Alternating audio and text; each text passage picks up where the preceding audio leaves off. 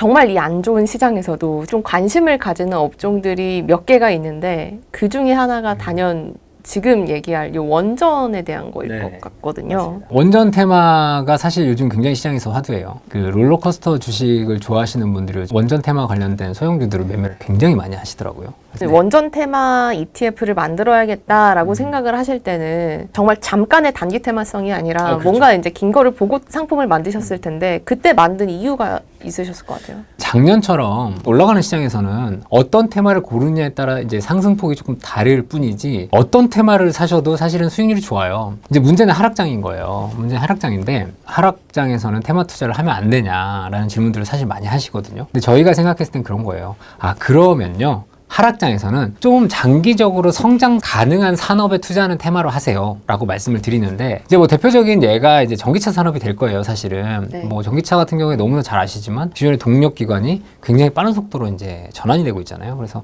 뭐 전기차 관련 주식들이 이제 끝난 거 아니에요 라고 말씀하시는 분들도 있지만은 사실 주변에 아직까지는 전기차를 타시는 분들보다는 휘발유나 경유차를 타시는 분들이 많거든요. 때문에 이제 굉장히 오래 지속될 테마라고 생각은 하는데 바로 그 다른 테마 중에 하나가 저희는 이제 원자력이라고 생각을 해요. 이유를 좀 설명을 드려보면 원자력은 10년 동안 굉장히 하락한 테마였어요. 과거 10년 동안. 국내 기준으로 볼 때. 국내 기준으로 네네. 굉장히 좋지 않은 투자였어요. 그런데 이 결정적인 전환이 일어났습니다. 제 지인이 네. 독일에 사는데 처음에 가서 모르고 막 에어컨을 많이 틀었대요. 그래서 전기세가 한 달 100만 원이 나왔대요. 우리나라는 이제 한전이라는 공공기업이 하고 있지만 독일 같은 경우에는 뭐 미국도 마찬가지지만 발전 사업자가 민간 기업이에요. 발전 단가가 비싸요.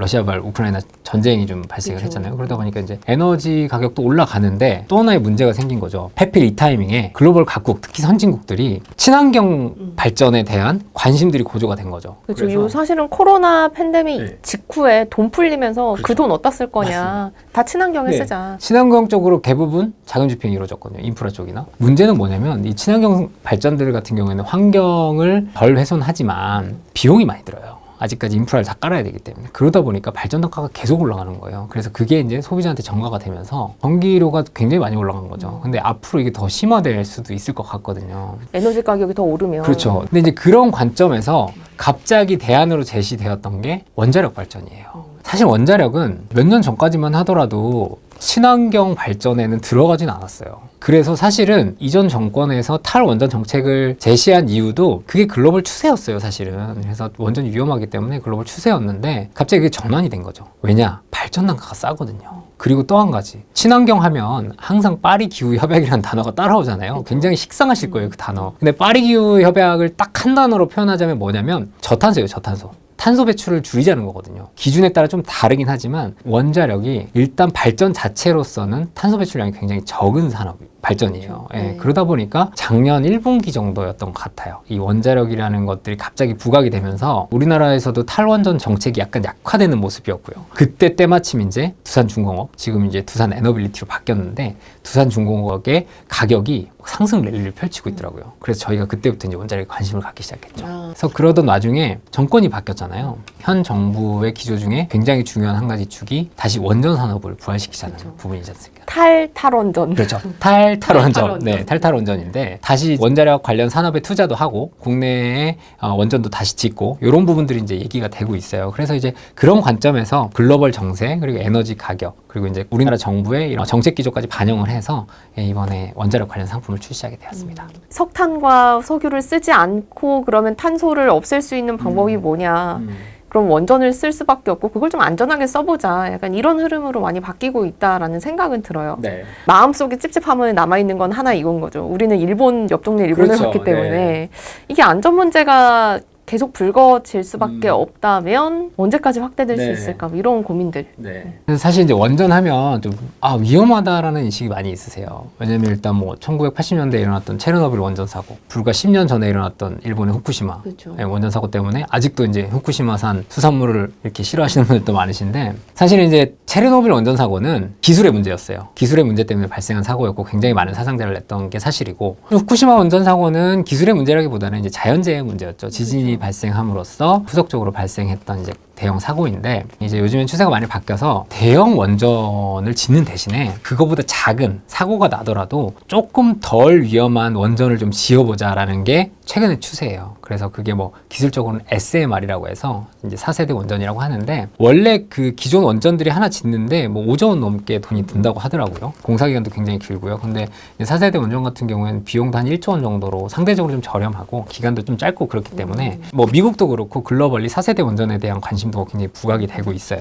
그래서 어쨌든 원전이라는 게 뭐 위험할 수는 있지만 결국에는 그런 것 같아요. 비행기가 사고가 나면 탑승자 대부분이 사망을 하잖아요. 굉장히 위험한 교통수단인데 그럼에도 불구하고 사람들이 비행기를 타죠. 빠르고 편하니까. 개인적으로는 비슷한 거라고 생각해요. 원전도 사고가 나면 굉장히 위험하지만 어찌됐든 간에 비용도 좀 더 적게 들고 환경오염도 좀 덜 되기 때문에 원전을 조금 관심을 가질 수밖에 없지 않느냐라는 생각이 들고 이제 미국도 민주당 정부가 들어서면서 친환경 쪽에 관심이 굉장히 확대되었고 유럽은 이 원자력을 결국 친환경으로 인정을 하느냐 안 하느냐는 지금 마지막 단계에 와 있어요. 네. 인정을 하게 되면 각종 금융 혜택들이 들어가기 때문에 산업이 더 커질 가능성이 굉장히 높아요. 그리고 이제 한국 같은 경우에도 이제 원전 산업을 굉장히 확대하고 있고 그런 점들을 감안했을 때 원자력도 향후에는 좀 성장성이 굉장히 높은 산업이 아닌가 그렇게 말씀을 드릴 수 있을 것 같아요. 선택은 둘 중에 하나인 것 같아요. 이렇게 비싼 석유, 석탄을 혹은 친환경 에너지를 쓸 거냐, 그렇죠. 아니면은 원전을 좀 껴서 좀 가격 단가를 그렇죠. 낮출 네. 거냐, 이거 둘 중에 하나를 어떻게 선택을 해야 되는데 어쨌든 많은 나라들이 그래 너무 힘들어, 인플레이션 너무 힘드니까 원전 쪽으로 좀 가는 분위기는 확실히 네. 있는 것 같고. 근데 이 ETF는 그럼 한국 주식만 담고 있는 거죠? 네, 그렇습니다. 사실 글로벌 주식을 담아도 되는데 한국 주식의 원전 관련 한국 주식을 담은 이유가 있을까요? 팀 코리아라고 들어보셨죠, 기자님? 팀 코리아. 네. 굉장히 많은 부분에서 그 팀 코리아가 가장 유명한 건 컬링이에요. 네. 그쵸? 팀킴. 네, 팀킴 뭐 이런 거 쓰잖아요. 그래서 근데 제가 팀 코리아를 왜 얘기 드리냐면 사실 이제 이전 정부의 탈원전 정책이 있기 전에는 글로벌리 원전 수주에 대한 발주가 굉장히 많았어요. 그 수주의 상당 부분을 이 팀 코리아가 해냈어요. 이제 원전의 밸류체인이 굉장히 다양해요, 나름대로. 제가 한번 설명을 드려보면 딱 원전을 짓기로 결정을 했다. 어떻게 설계할 거고 어떻게 지을 건지를 정해야 되잖아요. 요걸 굉장히 잘하는 게 우리나라의 뭐 한국전력이나 이런 기업들이에요. 한국전력 네. 관련 계열사들 또 포스코홀딩스 이런 기업들이에요. 자 이제 설계를 했으면 자 기계를 넣어야 될 거잖아요. 이걸 굉장히 잘하는 기업이 있어요. 두산에너빌리티, 두산중공업. 이게 이제 네. 글로벌 탑티어입니다. 그러면 기계를 넣을 거면 일단 지어야 되잖아요. 누군가 가서 원자로도 짓고 지어야 되잖아요. 요거는 기본적으로 건설회사들이 잘해요. 그래서 우리나라에 그 건설회사들이 그런 기술을 굉장히 가지고 있습니다. 돌리고 나면 뭐 원자력 계측도 해야 되고 관리도 해야 되고 뭐 해야 되잖아요. 그게 이제 우리나라의 중소형 기업들이 굉장히 높은 우진 INC니 오르비텍 이런 기업들이 굉장히 높은 기술력을 가지고 있어요. 원전을 수주할 때는 뭐 한 개 회사가 들어가서 원전을 수주하는 게 아니라 이런 기업들이 모여가지고 팀 코리아라는 이름으로 수주를 해가지고 굉장히 많이 따냈었어요. 최근에는 이제 원전 사업 자체가 조금 떨어지다 보니까 이런 기업들의 재무제표상에서 원전 관련 매출들이 차지하는 비중이 좀 줄어들긴 했지만은 어찌됐든 간에 기술력만큼은 가장 탑티어에 있는 국가가 바로 우리나라예요. 그런 관점에서 저희가 이 상품을 최초에 고안해낼 때 아 글로벌로 해야 되나 한국만 해도 될까를 고민하다가 굉장히 높은 기술력을 가진 국내 기업들이 많다 보니까 아 그러면 한국의 원전 산업에 투자하는 상품을 한번 만들어보자 라고 해서 이제 한국 주식으로 포트폴리오를 구성하게 됐습니다. 뭐 일부 말씀해 주시기도 네네. 했지만 좀 어떤 종목에 우리가 투자하게 되는 건지 이걸 한번 네. 말씀해 주세요. 예, 패시브 상품이니까 네. 지수를 어떻게 선정했는지를 먼저 설명을 드려야 될 네. 것 같아요. 이 상품명이 킨덱스 원자력 테마 딥서치 ETF예요. 딥서치? 예, 네. 딥서치라는 지수회사를 아. 이용을 했고요. 그래서 뭐 핵심 키워드를 선정을 하고 그다음에 2차 방식으로 키워드를 확장을 해가지고 이 원전 관련 주식들을 뽑아냈었는데 이제 키워드를 뭐 1차적으로는 원자력 발전, 뭐 원자력 발전소 이렇게 넣고 이제 확장을 좀 해야 되잖아요. 그래서 2차적으로는 뭐 건설, 설비, 부속, 납품 뭐 이런 것들을 확장을 해가지고 나름대로 저희가 스코링을 매겨가지고 종목들을 산정을 했고요. 종목 일부 아까 말씀드렸지만 일단은 뭐 한전이나 한전 계열사들이 이제 원자력 발전을 설계하는 쪽에는 굉장히 높은 기술력을 가지고 있기 때문에 그 계열사들이 지금 포트 상위에 올라가 있고요. 그리고 두산중공업이 빠질 수가 없죠. 네. 원전 테마하면. 그래서 지금은 이름이 두산 에너빌리티로 바뀌었어요. 그래서 상위에 올라가 있고 제가 아까 건설사 말씀드렸잖아요. 사실 건설사를 포트에 이렇게 넣어놓으면 아마 궁금해하시는 분들이 계실 거예요. 아니, 이게 무슨 상관이지? 무슨 상관이에요? 라고 하는데 사실 지금은 사업이 굉장히 축소돼서 이런 대형 건설사들의 재무제표 안에 원전 관련 매출액이 그렇게 많이 잡히진 않아요. 그런데 과거에는 얘네가 굉장히 높은 비중을 차지했었고요. 또 우리나라의 대형 건설사인 뭐 현대건설이니 GS건설이니 뭐 대우건설 이런 건설 회사들이 굉장히 높은 높은 기술력을 갖고 있어요. 대형 종목이다 보니까 포트 상위에 올라가 있고요. 그 이하는 뭐 이제 그 코스닥 종목들이 좀 들어가 있어요. 그래서 요즘 원전 테마라서 굉장히 롤러코스터를 타고 있는 종목들인데 뭐 우진 INC니 뭐 BHI, 오르비텍 이런 종목들이 포트 하위에 쭉 포함이 돼 있다고 보시면 될 것 같습니다.